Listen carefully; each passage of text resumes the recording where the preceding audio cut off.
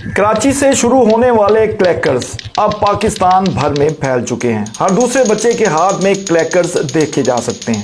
مگر یہ کب شروع ہوئے اور یہ کتنے خطرناک ہیں اور یورپ اور امریکہ میں یہ کب بین کر دیے گئے اور ان کی تاریخ کتنی پرانی ہے، اس کے بارے میں آج کی ویڈیو ہے۔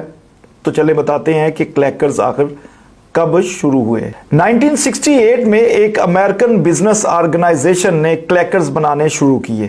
1970 کے آغاز میں یورپ اور امریکی معاشرے میں کلیکرز کا استعمال عروج پر پہنچ گیا۔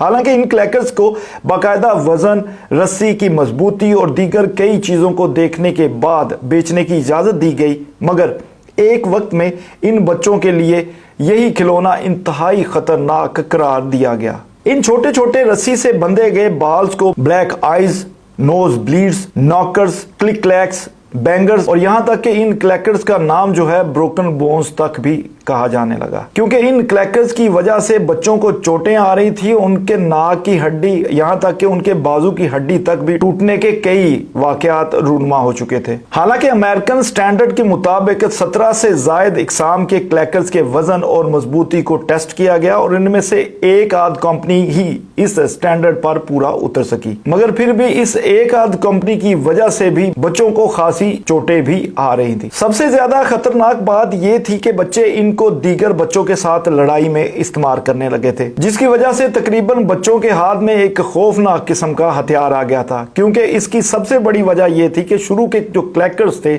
وہ شیشے یا گلاس کے بنائے جاتے تھے، مضبوط گلاس کے، لیکن وہ کسی حد تک ٹوٹ بھی جاتا تھا اور انتہائی ڈینجرس بھی ہوتا تھا۔ ان کی وجہ سے بچوں کو زخم لگنے، چہرے ہاتھوں پر کٹ لگنے، بلکہ کئی علاقوں میں بچوں کو ہسپتال تک بھی لے جانا پڑا، کیونکہ کمپنی نے شروع میں گلاس کریکرز بنائے، مارکیٹ میں بیچے۔ ان گلاس کریکرز کی وجہ سے کئی مشکلات آئیں۔ اس کے بعد پلاسٹک کے کلیکرز بنائے گئے، مگر پھر بھی یورپ اور امریکہ میں یہ ہزاروں کی تعداد میں بکنے لگے۔ سب سے پریشان کن بات یہ تھی کہ یہ سکون کے عادی لوگوں کے لیے انتہائی پریشان کن چیز ثابت ہو رہی تھی۔ 1971 میں کلیکرز کی وجہ سے 4 خوفناک حادثے ریکارڈ ہوئے، جس کے نتیجے میں امریکن ادارے FDA نے نیشن وائڈ وارننگ جاری کی۔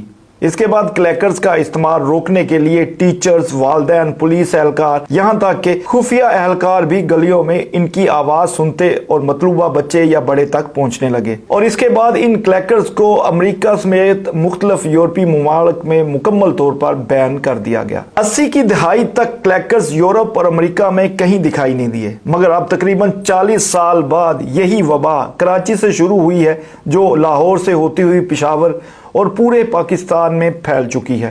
میرے خیال میں اس بار 14 اگست پہ جہاں پہ آپ ڈھیر سارے باجوں کی آواز سنیں گے، وہیں ان کلیکرز کی آواز بھی ان باجوں کے ساتھ مکس ہو کر آپ کے کانوں کو ضرور سنائی دے گی۔